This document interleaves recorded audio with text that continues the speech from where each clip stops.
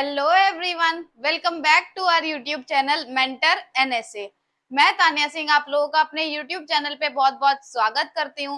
तो आज की इस वीडियो में हम लोग बात करने वाले हैं क्लास 10th के साइंस के chapter number 1 chemical reactions and equations के पार्ट 4 की। इससे पहले पार्ट 1, पार्ट 2 और पार्ट 3 इस चैप्टर का हम अपने यूट्यूब चैनल पे अपलोड कर चुके हैं। उन वीडियोस में हमने बात की चेंजेस की, चेंजेस क्या क्या होते हैं, चेंजेस कितने टाइप के होते हैं, और जैसे हमारे चैप्टर का नाम ही है chemical reactions and equations, chemical reactions के बारे में हम उन वीडियोस में पढ़ चुके हैं। केमिकल रिएक्शन क्या होती हैं, केमिकल रिएक्शन के की फीचर्स, केमिकल इक्वेशन क्या होती हैं, केमिकल इक्वेशन की बैलेंसिंग, उसके जो इंपॉर्टेंट स्टेप्स होते हैं वो सब हमने उन वीडियोस में कवर कर लिया। साथ ही साथ अगर मैं बात करूं तो हमारे types of reaction, 4 types of reaction हमने उन वीडियोस में पढ़े थे। कौन कौन से types? Combination reaction, decomposition reaction, displacement और डबल डिस्प्लेसमेंट रिएक्शन। तो आज की वीडियो में हम लोग बात करेंगे इससे आगे के टाइप ऑफ रिएक्शंस के बारे में। तो अगर अभी तक आप लोगों ने हमारे चैनल को सब्सक्राइब नहीं किया है तो मेंटर एनएसए को सब्सक्राइब करके उसके बेल आइकन को प्रेस करें। चलिए आगे बढ़ते हैं हमारे चैप्टर के साथ। आज की जो हमारी वीडियो होने वाली है वो बहुत ही इंपॉर्टेंट वीडियो होने वाली है, क्योंकि इस वीडियो में हम लोग बात करने वाले हैं हमारे जो नेक्स्ट टाइप ऑफ रिएक्शंस है, कितने टाइप के रिएक्शंस होते हैं उनके बारे में। जैसे कि 4 टाइप के रिएक्शंस हम लोग पढ़ चुके हैं, तो चलिए बात करते हैं हमारे नेक्स्ट टाइप ऑफ रिएक्शन के बारे में, जो कि होने वाला है हमारा प्रेसिपिटेशन रिएक्शन। प्रेसिपिटेशन रिएक्शन क्या होती है? The reaction in which 2 compounds react and leads to formation of insoluble substance called precipitate। देखिए ये बोल रहा है ऐसी रिएक्शन जिस रिएक्शन में 2 कंपाउंड रिएक्ट करते हैं और कंपाउंड के रिएक्ट करने के बाद एक ऐसा सब्सटेंस फॉर्म होता है जो इनसॉल्युबल होता है। क्या होता है? ऐसा सब्सटेंस फॉर्म होता है जो इनसॉल्युबल होता है, उसको हम बोलते हैं प्रेसिपिटेट। और ऐसी जो रिएक्शंस होती है, जिन रिएक्शंस में कंपाउंड के रिएक्शन करने के बाद एक ऐसा इनसॉल्युबल सब्सटेंस फॉर्म होता है जो कि कहीं पे भी डिसॉल्व नहीं होता, इनसॉल्युबल होता है, तो उन रिएक्शंस को हम बोलते हैं प्रेसिपिटेशन रिएक्शन। क्या बोला जाता है उन रिएक्शंस को? प्रेसिपिटेशन रिएक्शन बोला जाता है। अगर हम एग्जांपल की बात करें, when a solution of barium chloride, देखिए बेरियम क्लोराइड BaCl2 का हमारे पास सॉल्यूशन है बेरियम क्लोराइड, उसमें हम मिक्स कर रहे हैं सोडियम सल्फेट Na2SO4। BaCl2 में हम मिक्स कर रहे हैं Na2SO4 सोडियम सल्फेट। अब यहाँ पे हमारे पास 2 अलग अलग कंपाउंड हैं, BaCl2 और Na2SO4। अब ये दोनों रिएक्ट करेंगे आपस में और रिएक्ट करके एक ऐसा कंपाउंड बनाएंगे जो इनसॉल्युबल होगा। चलिए देखते हैं क्या कंपाउंड इनमें फॉर्म होने वाला है। तो अगर हम बात करें, ये दोनों एक दूसरे के साथ रिएक्ट करके फॉर्म करेंगे BaSO4, बेरियम सल्फेट फॉर्म होगा। यहाँ पे क्या फॉर्म होगा? बेरियम सल्फेट BaSO4 फॉर्म होगा और साथ ही साथ NaCl सोडियम क्लोराइड बनेगा। क्या क्या बनेगा? BaSO4 बनेगा और सोडियम क्लोराइड बनेगा। क्योंकि अब हम लोग बात कर रहे हैं प्रेसिपिटेट रिएक्शन के बारे में, अब हम प्रेसिपिटेट रिएक्शन पढ़ रहे हैं। तो अब इसमें प्रेसिपिटेट क्या है? अब हम देख सकते हैं यहाँ पे 2 कंपाउंड फॉर्म हुए हैं, BaSO4 और NaCl सोडियम क्लोराइड। ये तो हमारा क्या हो गया? सॉल्ट फॉर्म हो गया। उसके अलावा अगर मैं बात करूं, यहाँ पे जो BaSO4 फॉर्म हुआ है, BaSO4 जो फॉर्म हुआ है, ये हमारा व्हाइट प्रेसिपिटेट की फॉर्म में यहाँ पे बन गया इस रिएक्शन में। तो ये हो गई हमारी बात प्रेसिपिटेशन रिएक्शन की। क्या होती है प्रेसिपिटेशन रिएक्शन? ऐसी रिएक्शन जिसमें 2 कंपाउंड रिएक्ट करते हैं और उनके रिएक्शन से एक ऐसा सब्सटेंस बनता है जो कि इनसॉल्युबल होता है, उसको बोला जाता है प्रेसिपिटेट। और ऐसी टाइप ऑफ रिएक्शन को बोलते हैं प्रेसिपिटेशन रिएक्शन। अब हम बात करते हैं हमारे नेक्स्ट टाइप ऑफ रिएक्शन के बारे में, जो कि होने वाली है न्यूट्रलाइजेशन रिएक्शन। तो अब हम बात करते हैं हमारे नेक्स्ट टाइप ऑफ रिएक्शन की, जो कि है न्यूट्रलाइजेशन रिएक्शन। देखिए neutralisation reaction, a reaction in which 2 compounds react to form a neutral substance। अब ये क्या बोल रहा है? ऐसी रिएक्शन जिसमें 2 कंपाउंड रिएक्ट करते हैं और उनके रिएक्शन से एक न्यूट्रल सब्सटेंस फॉर्म होता है। एक ऐसा सब्सटेंस फॉर्म होता है जो ना एसिडिक होता है ना ही बेसिक होता है, तो उसको बोला जाता है न्यूट्रलाइजेशन रिएक्शन। अगर मैं बात करूं, एसिड और बेस की हम रिएक्शन करवा रहे हैं, एसिड और बेस की रिएक्शन करवाने के बाद एक न्यूट्रल सब्सटेंस फॉर्म होगा और साथ ही साथ वाटर रिलीज होगा। क्या होगा? साथ ही साथ वाटर रिलीज होगा। अगर हम लोग एग्जाम्पल से समझें, देखिए example, the reaction between hydrochloric acid HCl, hydrochloric acid की हम रिएक्शन करवा रहे हैं किसके साथ? सोडियम हाइड्रोक्साइड के साथ। सोडियम हाइड्रोक्साइड मतलब NaOH के साथ। तो HCl, अब हमें पता है HCl एक एसिड होता है और NaOH एक बेस होता है। अब हम एसिड और बेस की रिएक्शन करवा रहे हैं तो क्या फॉर्म होगा? एक न्यूट्रल सब्सटेंस बनेगा। इस रिएक्शन में बनेगा NaCl न्यूट्रल सब्सटेंस, जिसको हम बोलते हैं सोडियम क्लोराइड। तो यहाँ पे सोडियम क्लोराइड एक न्यूट्रल सब्सटेंस फॉर्म हुआ है और साथ ही साथ क्या होगा? वाटर रिलीज होगा, H2O, वाटर रिलीज होगा। तो ये हो गई हमारी बात न्यूट्रलाइजेशन रिएक्शन के बारे में। ऐसी रिएक्शन जिसमें दो कंपाउंड्स, या फिर अगर मैं बात करूं एसिड या बेस रिएक्ट करके एक न्यूट्रल सब्सटेंस फॉर्म करते हैं, उसको हम बोलते हैं न्यूट्रलाइजेशन रिएक्शन। अब हम बात करते हैं हमारे नेक्स्ट टाइप ऑफ रिएक्शन के बारे में, जो कि होने वाली है कंबशन रिएक्शन। क्या पढ़ेंगे अब हम लोग? कंबशन रिएक्शन के बारे में पढ़ेंगे। तो अगर आप लोगों को वीडियो पसंद आ रही हो, वीडियो हेल्पफुल लग रही हो, तो जल्दी से जाके वीडियो को लाइक कर दें। चलिए अब हम बात करते हैं कंबशन रिएक्शन के बारे में। कंबशन रिएक्शन क्या होती है? डेफिनेशन, अब substance reacts with oxygen to produce energy in the form of heat and light. Combustion reaction एक ऐसी रिएक्शन होती है जिसमें कोई भी सब्सटेंस ऑक्सीजन के साथ रिएक्ट करके एनर्जी रिलीज करता है। अब वो एनर्जी हीट या लाइट किसी भी फॉर्म में हो सकती है। क्या हो सकती है? हीट या लाइट, किसी भी फॉर्म में वो एनर्जी हो सकती है। अगर हम इसके जनरल फॉर्मूला की बात करें तो जनरल फॉर्मूला में आप लोग देख सकते हैं, यहाँ पे लिखा है फ्यूल, मतलब कोई भी सब्सटेंस जब वो रिएक्ट करेगा O2 के साथ तो क्या क्या फॉर्म होगा? CO2, H2O, वाटर, और साथ ही साथ एनर्जी रिलीज होगी। क्या होगी? साथ ही साथ एनर्जी रिलीज होगी। अब वो एनर्जी हीट या लाइट किसी भी फॉर्म में हो सकती है। तो ऐसे रिएक्शंस को बोला जाता है कंबशन रिएक्शन। देखिए हमने इससे पहले वाली वीडियो में बात की थी कॉम्बिनेशन रिएक्शन की, लेकिन अब हम बात कर रहे हैं कंबशन रिएक्शन की। दोनों सुनने में अगर हम बात करें तो थोड़े से सिमिलर हैं, लेकिन ये रिएक्शन बिल्कुल ही एक दूसरे से अलग है दोनों, कॉम्बिनेशन और कंबशन रिएक्शन। कॉम्बिनेशन रिएक्शन की अगर मैं बात करूं तो कॉम्बिनेशन रिएक्शन ऐसी रिएक्शन होती है जिसमें दो या दो से ज्यादा रिएक्टेंट साथ में कंबाइन होकर एक सिंगल प्रोडक्ट बनाते हैं। लेकिन अगर मैं बात करूं कंबशन रिएक्शन की, तो कंबशन रिएक्शन एक ऐसी रिएक्शन है जिसमें कोई भी सब्सटेंस अगर ऑक्सीजन के साथ रिएक्ट करता है तो वो CO2, H2O और साथ ही साथ एनर्जी रिलीज करता है इन the form of heat and light. तो चलिए अब हम समझते हैं कंबशन रिएक्शन को एग्जाम्पल की हेल्प से। एग्जाम्पल में मैंने लिखा है the burning of methane, the burning of methane CH4 जिसको हम मीथेन के नाम से जानते हैं, उसकी बर्निंग हो रही है, मतलब वो रिएक्ट कर रहा है किसके साथ? ऑक्सीजन O2 के साथ।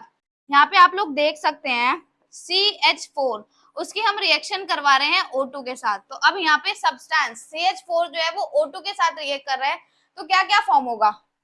CO2 फॉर्म होगा, H2O वाटर फॉर्म होगा, और साथ ही साथ एनर्जी रिलीज होगी हीट और लाइट की फॉर्म में। किस फॉर्म में रिलीज होगी एनर्जी? हीट और लाइट की फॉर्म में हो गई। तो ये हो गई हमारी बात कंबशन रिएक्शन की। तो आई होप आपको क्लियर होगा कंबशन भी और कॉम्बिनेशन रिएक्शन भी। अब हम बात करते हैं हमारे नेक्स्ट टाइप ऑफ रिएक्शन के बारे में। हमारी नेक्स्ट टाइप ऑफ रिएक्शन होने वाली है रिडॉक्स रिएक्शन, जिसको हम ऑक्सीडेशन और रिडक्शन रिएक्शन के नाम से भी जानते हैं। ऑक्सीडेशन और रिडक्शन रिएक्शन, या फिर अगर मैं बात करूं रिडॉक्स रिएक्शन, रिडॉक्स रिएक्शन इस चैप्टर की मोस्ट इंपॉर्टेंट रिएक्शन है। चलिए जानते हैं रिडॉक्स रिएक्शन क्या होती है। ऑक्सीडेशन रिडक्शन यानी कि रिडॉक्स रिएक्शन, ऑक्सीडेशन रिडक्शन, या फिर इसको हम रिडॉक्स रिएक्शन के नाम से भी जानते हैं। चलिए बात करते हैं रिडॉक्स रिएक्शन की। In an oxidation reduction, redox reaction ये बोल रहा है एक ऑक्सीडेशन रिडक्शन, यानी कि रिडॉक्स रिएक्शन में क्या होता है? वन सब्सटेंस गेन्स ऑक्सीजन और लूजेस इलेक्ट्रॉन। एक सब्सटेंस या तो ऑक्सीजन को गेन करेगा या फिर इलेक्ट्रॉन को लूज करेगा, जिसको हम बोलते हैं ऑक्सीडेशन। क्या बोलते हैं उसको? हम ऑक्सीडेशन बोलते हैं। जब भी कोई सब्सटेंस ऑक्सीजन गेन करे या इलेक्ट्रॉन लूज करे तो वहां पे उसको बोला जाता है oxidation. While another loses oxygen और गेन्स इलेक्ट्रॉन, जिसको हम बोलते हैं रिडक्शन। जबकि जो दूसरा सब्सटेंस होता है वो क्या करता है, ऑक्सीजन लूज करता है या इलेक्ट्रॉन को गेन करता है, जिसको हम बोलते हैं रिडक्शन। देखिए, रिडॉक्स रिएक्शन एक ऐसी रिएक्शन होती है जिसमें एक सब्सटेंस ऑक्सीजन गेन करता है या इलेक्ट्रॉन लूज करता है, जिसको हम बोलते हैं ऑक्सीडेशन। वहीं पे जो दूसरा सब्सटेंस है वो क्या करेगा, ऑक्सीजन लूज करेगा या इलेक्ट्रॉन को गेन करेगा, जिसको हम बोलते हैं रिडक्शन। तो अगर हम बात करें, हम पढ़ रहे हैं रिडॉक्स रिएक्शन के बारे में। रिडॉक्स मतलब ऑक्सीडेशन और रिडक्शन रिएक्शन। तो रिडॉक्स में ऑक्सीडेशन और रिडक्शन दोनों होते हैं। ऑक्सीडेशन की अगर हम बात करें तो ऑक्सीडेशन कब होता है, जब भी कोई सब्सटेंस ऑक्सीजन को गेन करे या फिर इलेक्ट्रॉन को लूज करे। लेकिन अगर हम बात करें रिडक्शन की, तो रिडक्शन कब होता है, जब भी कोई सब्सटेंस ऑक्सीजन को लूज करता है या इलेक्ट्रॉन को गेन करता है, तो उसको हम बोलते हैं कि वहां पे रिडक्शन हुआ है। चलिए आगे बात करते हैं रिडॉक्स रिएक्शन के बारे में। देखिए, ऑक्सीडेशन क्या होता है, सब्सटेंस लूजेस इलेक्ट्रॉन और लूजेस हाइड्रोजन और गेन्स ऑक्सीजन। जब भी कोई सब्सटेंस ऑक्सीजन को गेन करता है या फिर हाइड्रोजन और इलेक्ट्रॉन को लूज करता है तो वहां पे ऑक्सीडेशन होता है। अगर हम बात करें रिडक्शन की, रिडक्शन क्या होता है, सब्सटेंस गेन्स इलेक्ट्रॉन और गेन्स हाइड्रोजन और लूजेस ऑक्सीजन। जब भी कोई सब्सटेंस ऑक्सीजन को लूज करता है और हाइड्रोजन और इलेक्ट्रॉन को गेन करता है तो वहां पे होता है रिडक्शन। क्या होता है, वहां पे रिडक्शन होता है।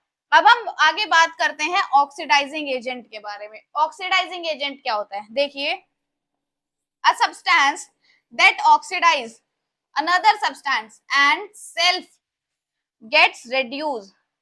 कोई भी ऐसा सब्सटेंस जो क्या करता है, दूसरे सब्सटेंस को ऑक्सीडाइज करता है और खुद रेड्यूस हो जाता है, उसको बोला जाता है ऑक्सीडाइजिंग एजेंट। अगर हम लोग बात करें रेड्यूसिंग एजेंट क्या होता है, a substance that reduces another substance and self gets oxidized।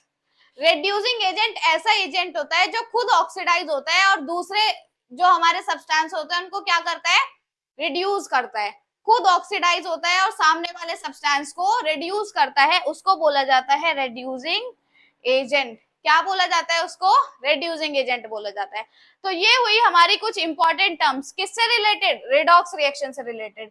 अब हम रिडॉक्स रिएक्शन के बारे में कुछ और जानकारी ले लेते हैं। देखिए यहाँ पे क्या लिखा हुआ है, एग्जाम्पल से अगर हम लोग समझे रिडॉक्स रिएक्शन को, क्या होती है रिडॉक्स रिएक्शन, एग्जाम्पल से समझते हैं।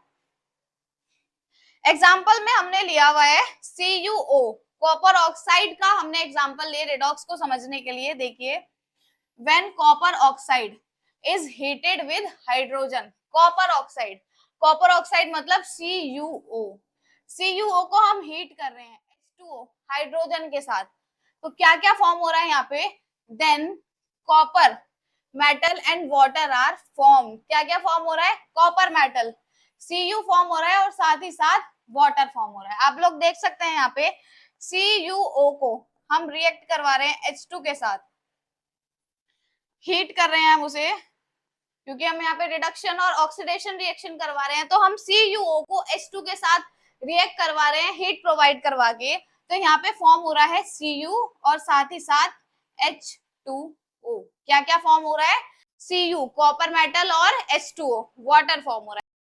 अब हम इस एग्जांपल में अगर बात करें, देखिए हमारे पास जो रिएक्टेंट में था वो था CuO। क्या था रिएक्टेंट में, CuO था, लेकिन हमारे पास प्रोडक्ट में क्या फॉर्म हुआ है, Cu फॉर्म हुआ है। अगर हम बात करें CuO से, ये सिर्फ क्या रह गया, Cu रह गया। यहाँ पे क्या हुआ, रिमूवल ऑफ ऑक्सीजन हो गया, ऑक्सीजन हट गया यहाँ पे। और हमें पता है जब भी रिमूवल ऑफ ऑक्सीजन होता है तो उसको हम क्या कहते हैं, यहाँ पे क्या हुआ है, रिडक्शन हुआ है, बिल्कुल सही। तो अब यहाँ पे CuO ने अपने आप को क्या करा है, रेड्यूस करा है, कॉपर ऑक्साइड रेड्यूस होके कॉपर में कन्वर्ट हो गया। अगर हम लोग बात करें H2 हाइड्रोजन की, H2 था हमारे पास, अब वो H2 से H2O बन गया। क्या बन गया, H2O बन गया। अब आप यहाँ पे देख सकते हैं हाइड्रोजन ने क्या करा है, गेन करा है ऑक्सीजन को, क्या करा है, ऑक्सीजन को गेन करा है। और हम अभी पीछे बात करके आए हैं कि जब भी गेनिंग ऑफ ऑक्सीजन होती है, ऑक्सीजन गेन होता है, तो वहां पे होता है हमारा ऑक्सीडेशन। क्या होता है गेन ऑफ ऑक्सीजन होने पे, ऑक्सीडेशन होता है। तो अगर इस एग्जाम्पल की हम बात करें तो CuO कॉपर ऑक्साइड क्या हुआ है, रिड्यूस हुआ है कॉपर में, और H2 हाइड्रोजन जो है वो हमारा ऑक्सीडाइज होके H2O बन गया, वाटर बन गया। चलिए अब इसके बारे में थोड़ी सी और बात कर लेते हैं आगे। जो हमने एग्जाम्पल समझा उस एग्जाम्पल की थोड़ी और डिटेल में हम लोग देखते हैं कि उस जो हमने अभी रिएक्शन ली थी, जो हमने एग्जाम्पल देखा उसमें क्या क्या हुआ। देखिए copper oxide CuO is changing into copper CuO था हमारे पास, क्या था हमारे पास CuO। अगर मैं बात करूं CuO था हमारे पास, जो कि चेंज होके क्या बन गया Cu बन गया, CuO से Cu बन गया, ऑक्सीजन रिमूव हो गया। So copper oxide is being reduce to copper, copper oxide reduce होके कॉपर बन गया, तो यहाँ पे रिडक्शन हुआ। क्या हुआ, यहाँ पे रिडक्शन हुआ। Hydrogen is changing into water H2O। अगर हम बात करें H2 था, H2 से यहाँ पे क्या बन गया H2O बन गया, मतलब इसने क्या करा है, गेन ऑफ ऑक्सीजन करा है। So hydrogen is being oxidise to water. अब H2 ने अपने आप को क्या करा है, गेन ऑफ ऑक्सीजन करा है उसने, तो H2 ने अपने आप को ऑक्सीडाइज करके H2O वाटर बना लिया है। आगे बात करते हैं। देखिए अगर copper oxide is giving oxygen, copper oxide CuO से Cu बन गया, मतलब इसने क्या करा, अपना ऑक्सीजन दे दिया, अपना ऑक्सीजन दे दिया। Copper oxide is giving oxygen required for the oxidation of hydrogen. H2 से H2O बना, अब उसे H2O बनने के लिए जो ऑक्सीजन चाहिए था वो ऑक्सीजन उसे किसने दिया, CuO कॉपर ऑक्साइड ने दिया। किसने दिया, कॉपर ऑक्साइड ने दिया। Therefore copper oxide is oxidising agent, इसलिए कॉपर ऑक्साइड क्या हुआ, ऑक्सीडाइजिंग एजेंट हुआ। क्यों हुआ वो ऑक्सीडाइजिंग एजेंट, क्योंकि वो खुद तो रिड्यूस हुआ लेकिन उसने H2 को ऑक्सीडाइज करके H2O बनाया। And hydrogen is reducing agent, और यहाँ पे हाइड्रोजन H2 क्या हुआ, रिड्यूसिंग एजेंट हुआ, क्योंकि H2 ने ऑक्सीजन गेन करके अपने आप को H2O वाटर बनाया। तो ये हुई हमारी बात रिडॉक्स रिएक्शन के बारे में। रिडॉक्स रिएक्शन एक बहुत ही मोस्ट इंपॉर्टेंट रिएक्शन है इस चैप्टर की, पेपर में पूछी जाती है, 3 या 5 नंबर में भी पूछी जाती है और मोस्ट इंपॉर्टेंट रिएक्शन है। तो रिडॉक्स रिएक्शन को अच्छे से पढ़े। देखिए रिडॉक्स रिएक्शन, ऑक्सीडेशन और रिडक्शन दोनों होते हैं रिडॉक्स रिएक्शन में। गेन ऑफ इलेक्ट्रॉन या फिर lose of electron, gain of hydrogen या फिर lose of hydrogen, gain of oxygen या फिर लॉस ऑफ ऑक्सीजन, कुछ भी हो सकता है। वो मैंने आपको बता दिया कि आपको कैसे चीजें रिलेट करनी है, कैसे आपको पता करना है कि वहां पे ऑक्सीडेशन हुआ है या रिडक्शन हुआ है। तो चलिए अब हम बात करते हैं हमारे चैप्टर के आगे के टॉपिक्स की। अब अभी हमने क्या पढ़ा है, रिडॉक्स रिएक्शन पढ़ा है। अब हम कुछ रिडॉक्स रिएक्शन देखेंगे जो हम अपनी डेली लाइफ में यूज करते हैं, डेली लाइफ में एक्सपीरियंस करते हैं। ठीक है, चलिए देखते हैं डेली लाइफ रिडॉक्स रिएक्शंस, जो हम अपनी डेली लाइफ में रिडॉक्स रिएक्शंस को एक्सपीरियंस करते हैं उनके बारे में बात कर लेते हैं। In daily routine we came across many redox reaction, out of it we are going to learn about two important reactions। ये बोल रहा है कि हम अपनी डेली लाइफ में बहुत सारी ऐसी रिएक्शंस देखते हैं जिनमें रिडॉक्स रिएक्शन होती है, उनमें से कुछ दो मोस्ट इंपॉर्टेंट रिएक्शंस के बारे में अब हम यहाँ पे पढ़ने वाले हैं। कौन सी है वो दो मोस्ट इंपॉर्टेंट रिएक्शंस, देखिए रेंसिडिटी और कोरोजन। कौन कौन सी हैं वो दो इंपॉर्टेंट रिएक्शंस, रेंसिडिटी और कोरोजन। कौन से टाइप ऑफ रिएक्शन है ये, रिडॉक्स रिएक्शन है ये। चलिए एक एक करके इनके बारे में बात करते हैं। सबसे पहले बात करते हैं रेंसिडिटी के बारे में। Rancidity, the spoilage of food containing fats and oils when exposed to air resulting in a bad smell and taste. अभी क्या बोल रहा है, रेंसिडिटी की अगर हम बात करें तो ये बोल रहा है द स्पॉइलेज ऑफ फूड, खाने का खराब होना, कंटेनिंग फैट्स एंड ऑयल्स, ऐसा खाना जिसमें फैट्स और ऑयल्स प्रेजेंट होते हैं वो खाना खराब हो जाता है। कब, व्हेन एक्सपोज टू एयर, जब वो एयर में एक्सपोज होता है, एयर में खुला रहता है। Resulting in a bad smell and taste, उसकी जो स्मेल है, उसका जो टेस्ट है वो चेंज हो जाता है, खराब हो जाता है। अगर हम रेंसिडिटी की बात करें तो रेंसिडिटी एक ऐसा प्रोसेस है जो खाने से रिलेटेड है, जो खाना हम लोग खाते हैं उससे कनेक्टेड है। रेंसिडिटी ये प्रोसेस होता है जिसमें हमारा खाना खराब हो जाता है। हमें पता है जो खाना हम खाते हैं उसमें अलग अलग टाइप के न्यूट्रिएंट्स होते हैं और साथ ही साथ फैट्स और ऑयल्स भी होते हैं। अब खाने के अंदर प्रेजेंट जो फैट और ऑयल होते हैं, अगर वो एयर, वाटर या ऑक्सीजन की प्रेजेंस में आ जाते हैं तो वो ऑक्सीडाइज हो जाते हैं। फैट और ऑयल्स ऑक्सीडाइज होने की वजह से खाना खराब हो जाता है। खाना खराब होने की वजह से उसकी स्मेल और उसका टेस्ट जो है वो चेंज हो जाता है। तो इसी को हम बोलते हैं रेंसिडिटी। देखिए, रेंसिडिटी अगर मैं नॉर्मल वर्ड्स में बात करूं तो खाने का खराब होना उसको हम रेंसिडिटी बोलते हैं।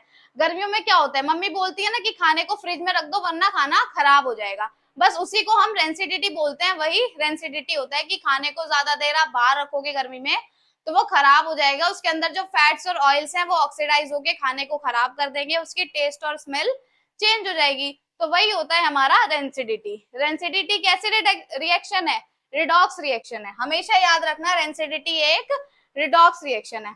अब हम बात करते हैं रेंसिडिटी से बचने के कुछ मेथड्स की, वरना तो क्या होगा, गर्मियों में हम खाना ऐसे ही बाहर छोड़ देंगे और खाना खराब हो जाएगा, फिर मम्मी मारेगी। तो इसलिए मम्मी की पिटाई से बचने के लिए, मम्मी की मार से बचने के लिए खाने को हम कैसे बचा सकते हैं खराब होने के लिए, चलिए देखते हैं। Methods to prevent rancidity. Food should be placed at low temperature. खाने को हमें ऐसी जगह रखना चाहिए जहां का टेम्परेचर लो हो। For example fridge. खाना अगर खराब ना हो तो उसे हम कहाँ रखते हैं, फ्रिज में रखते हैं। तो खाने को ऐसी जगह रखना चाहिए जहां का टेम्परेचर लो हो। सेकंड पॉइंट की अगर मैं बात करूं, सेकंड पॉइंट में मैंने लिखा है by adding antioxidant food can be protected from rancidity. अगर हमें खाने को बचाना है, खाने को रेंसिडिटी से प्रिवेंट करना है तो हम उसमें एंटीऑक्सीडेंट डाल देते हैं। खाना खराब क्यों होता है, खाने के अंदर जो फैट्स और ऑयल्स प्रेजेंट है वो ऑक्सीडाइज हो जाते हैं जिसकी वजह से खाना खराब होता है।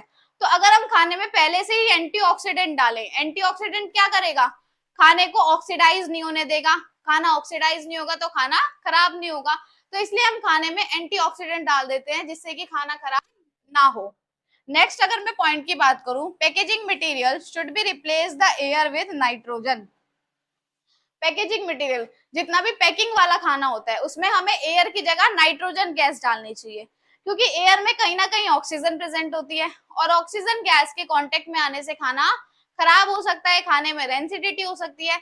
तो पैकेजिंग मटेरियल में हमें एयर की जगह पे N2 नाइट्रोजन गैस यूज करनी चाहिए। अगर हम बात करें नेक्स्ट पॉइंट की, minimise the use of salt in fried food. जितना भी ऐसे वाला खाना होता है जिसको हम फ्राई करके खाते हैं तो फ्राइड फूड में कम से कम सॉल्ट का यूज करना चाहिए। क्या करना चाहिए, कम से कम सॉल्ट का यूज करना चाहिए। जितना कम कर सकते हैं उतना कम करना चाहिए ताकि खाना खराब ना हो।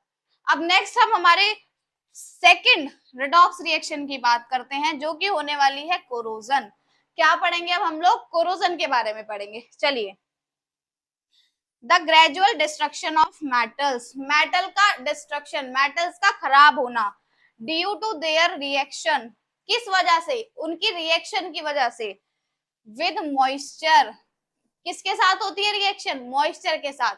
उसके अलावा एयर, हवा के साथ, और chemicals in the environment. Environment में जो भी एयर, मॉइस्चर या केमिकल्स प्रेजेंट है उसकी प्रेजेंस में जब भी कोई मेटल आता है तो वो खराब होना शुरू कर देता है। उसी को हम बोलते हैं कोरोजन। क्या बोलते हैं उसको, हम कोरोजन बोलते हैं। फॉर एग्जाम्पल अगर मैं बात करूं, हमारे घरों में ज्यादातर जो गेट होते हैं, जो विंडो होती है, रेलिंग्स वगैरह होती है, वो मेटल की बनी होती है। मेटल में भी आयरन या स्टील की होती है। अब क्या होता है, जैसे जब ज्यादा बारिश होती है, जब रेनी सीजन आता है तो जब वो ज्यादा पानी के कांटेक्ट में आते हैं तो उनके ऊपर एक लेयर आ जाती है, एक ब्राउनिश सी कोटिंग बन जाती है। तो वही क्या होती है, कोरोजन की वजह से उनके ऊपर लेयरिंग हो गई। अब कोरोजन क्या करता है, जो भी हमारा मेटल है उसको वीक करना शुरू करता है। वीक होने की वजह से उसकी स्ट्रेंथ कम हो रही है, उसकी वजह से वो वीक होता है और धीरे धीरे धीरे धीरे टूटना शुरू कर देता है। तो कोरोजन एक ऐसा प्रोसेस होता है जिसमें जब भी कोई मेटल एयर, वाटर या केमिकल की प्रेजेंस में आता है तो वो धीरे धीरे खराब होना शुरू हो जाता है।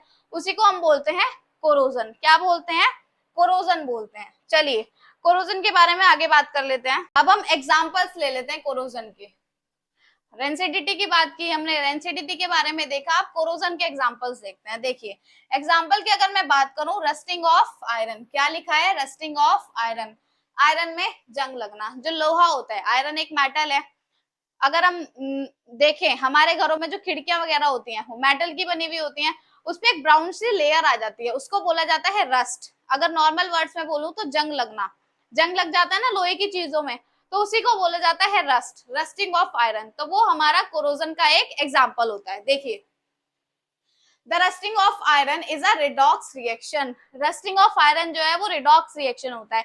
जब भी मेटल में क्या हो जाती है, रस्टिंग हो जाती है, जंग लग जाता है, तो हम क्या बोलेंगे वहां पे, उसका रिडॉक्स रिएक्शन हो गई, उसमें रिडक्शन और ऑक्सीडेशन हो गया। क्या हो गया, रिडक्शन और ऑक्सीडेशन हो गया।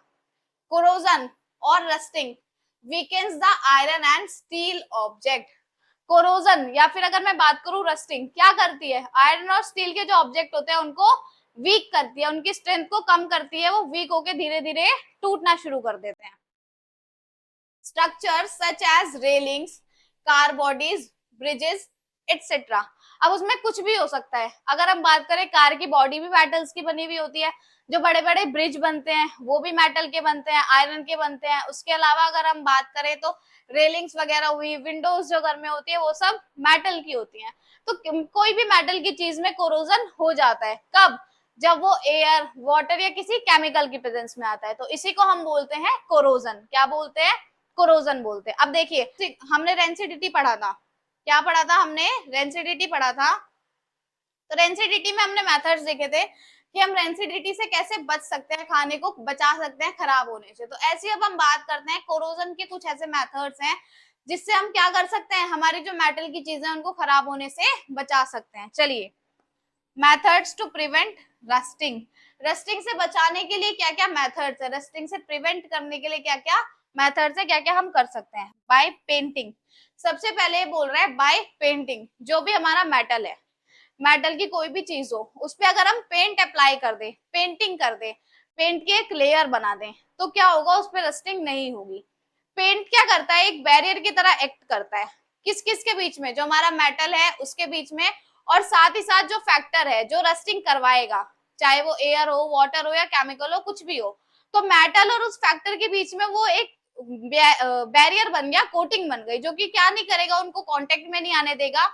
वो कांटेक्ट में नहीं आएंगे तो क्या नहीं होगा, मेटल में रस्ट नहीं होगा, मेटल खराब नहीं होगा। देखिए सेकेंड पॉइंट की बात करूं, by greasing and oiling, paint की जगह हम ग्रीस या ऑयल कुछ भी अप्लाई कर सकते हैं, वो भी सेम वर्क करेगा जैसे पेंट करता है। नेक्स्ट अगर मैं बात करूं, बाय गैल्वेनाइजेशन, क्या है नेक्स्ट पॉइंट, बाय गैल्वेनाइजेशन। अब गैल्वेनाइजेशन क्या होता है उसके बारे में बात करते हैं। It is the process of applying a protective zinc coating on iron और steel to prevent rusting. Galvanisation एक ऐसा प्रोसेस है जिसमें किसी भी आयरन या स्टील के ऑब्जेक्ट के ऊपर, किसमें, आयरन या स्टील के ऑब्जेक्ट के ऊपर एक लेयरिंग बनाई जाती है जिंक की। अब जिंक की हम एक प्रोटेक्टिव कवरिंग बना रहे हैं, प्रोटेक्टिव लेयरिंग बना रहे हैं, तो जिंक क्या करेगा, उसको रस्टिंग से प्रिवेंट करेगा, वो भी एज अ बैरियर काम करेगा ताकि उसमें रस्टिंग ना हो। तो ये हुई हमारी बात रस्टिंग और कोरोजन की। इसी के साथ हमारा ये चैप्टर खत्म होता है।